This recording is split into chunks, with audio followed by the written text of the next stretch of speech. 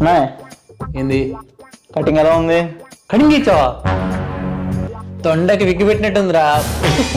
అన్నా అట్లా చేయకు నువ్వు.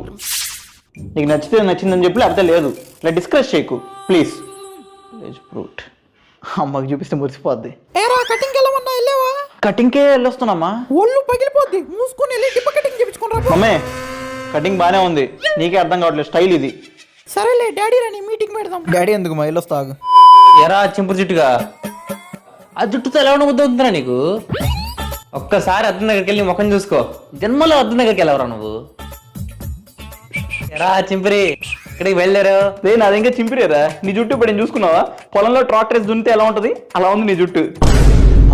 నీ పళ్ళు ఎప్పుడైనా చూసుకున్నావు నువ్వు? కోల్గేటాల్లో పేస్ట్ పడక ముందు పచ్చగా ఉంటే చూడు, అలా ఉండే నీ పళ్ళు.